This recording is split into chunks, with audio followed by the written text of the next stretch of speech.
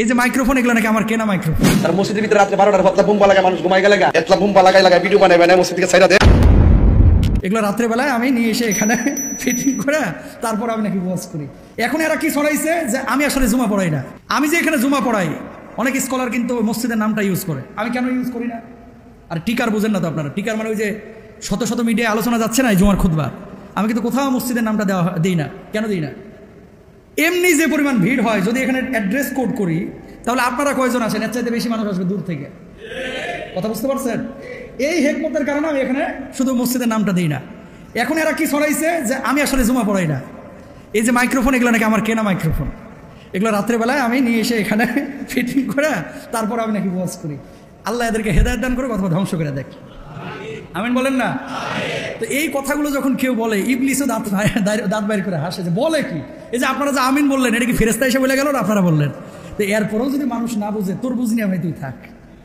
আল্লাহ এদেরকে হেদায়েত দান করুক। কোথা থেকে আসলো কথাটা? মিথ্যা কোনো জিনিস নিজেরা ছড়াবো না, নিজেরা বলবো না, কোনো মানুষের সম্মান ইজ্জত হানি হয় এরকম কোনো কথা বলবো না, এরকম কোনো কথা বলবো না। ইনশাল্লাহ বলেন। এই প্রশ্নটা বলে আলোচনা শেষ করে দেবো ইনশাল্লাহ। সেটা হচ্ছে যে মুহতারাম, আকাশ থেকে বৃষ্টির সাথে শিলা পড়ে কেন এবং শিলা খাওয়া জায়েজ আছে কিনা? ভেরি ভেরি ইম্পর্টেন্ট একটা বিষয়। যে আকাশ থেকে যে শিলাটা পড়ে, শিলাটা এটা মূলত যে জলীয় বাষ্প, যেগুলো আপনার যে কাপড় মেলেন, ভাত থেকে তরকারি থেকে যে পানিটা আকাশে উড়ে যায়, এটা উড়ে যাওয়ার পরে কি হয়? জমাটবদ্ধ হয় সেখানকার ওয়েদারে, ঠান্ডা আবহাওয়া না, জমাটবদ্ধ হওয়ার পরে এটা আইসে রূপান্তরিত হয়, বুঝছেন? তো জলীয় বাষ্প যেগুলো বাইর হয় আমাদের পৃথিবী থেকে উপরে যায়, সব জলীয় বাষ্প কিন্তু শরীরের জন্য উপকারী না। সব জলীয় বাষ্প শরীরের জন্য উপকারী না। তো এই কারণে মূলত শিলা বৃষ্টি হয়। যখন বৃষ্টি হয় আইসগুলো ভেঙে আমাদের পৃথিবীতে আসে। তো মনে রাখবেন, যত তাপমাত্রা বাড়বে, তাপমাত্রা মানে রৌদ্রের প্রখরতা যে এলাকায় যত বেশি হবে, সেই এলাকায় শিলাবৃষ্টির পরিমাণ তত বেশি হবে। খেয়াল করেন আল্লাহ তাআলা এখানে কি বৈজ্ঞানিক একটা বিষয় রেখে দিয়েছেন, কি মারাত্মক টেকনোলজি। জলীয় বাষ্পগুলো তো বিচ্ছিন্নভাবে যায়, তারপরে ওখানে জমাটবদ্ধ হয়। এক একটা শিল যদি 8 কেজি 10 কেজি দুনিয়াতে পড়তো, আল্লাহ ফেলাইতে পারতেন না?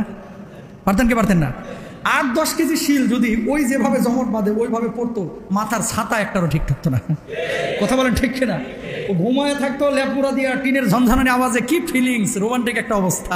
ওই একেবারে শিলা যখন অত বড় পড়তো ভাই, ওই চালমাল ভাঙে আর মাথা ঘেলু বাইর করে ফেলাইতো, ঠিক কিনা?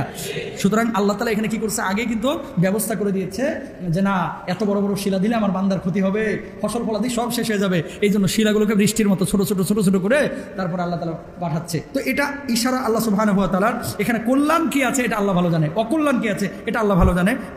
পারতপক্ষে কোনো একটা জিনিস দেখে আমরা মন্তব্য করব না।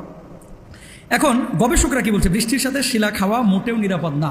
ইসলাম শিলার ব্যাপারে কোনো হাদিস বলে নাই যে এই শিলা খাওয়া যাবে না। তবে ডাক্তার বা বিজ্ঞানী বা চিকিৎসা বিজ্ঞানের কেউ যদি বলে যে এটা খাইলে আপনি মারা যাবেন, আপনি তার গবেষক না, এটা খাইলে আপনি মারা যাবেন, তাহলে আপনি খাবেন না। কোরআন কি বলে? ওয়ালা তুলকু বিআইদিকুম ইলা তাহলুকা, নিজেদেরকে ধ্বংসের দিকে ঠেলে দিও না। এটা কি বলেছেন আল্লাহ তাআলা কোরআনে? তো এখন শিলা নিয়ে আপনি গবেষণা করেন নাই, ডাক্তাররা তো করেছে। ডাক্তাররা কি বলতেছে?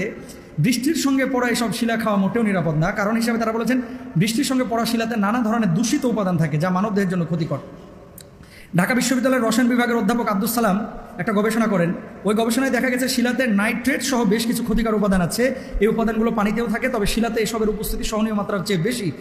সুতরাং যদি সহনীয় মাত্রার চাইতে এই সমস্ত উপাদান কেউ পেটের মধ্যে নিয়ে নেয়, বৃষ্টির পানি আপনি খাইতে পারেন, কোনো সমস্যা নেই, কিন্তু শিলা যদি পেটের মধ্যে আপনি নেন তাহলে এই দূষিত জিনিস আপনার পেটের মধ্যে ঢুকতে পারে।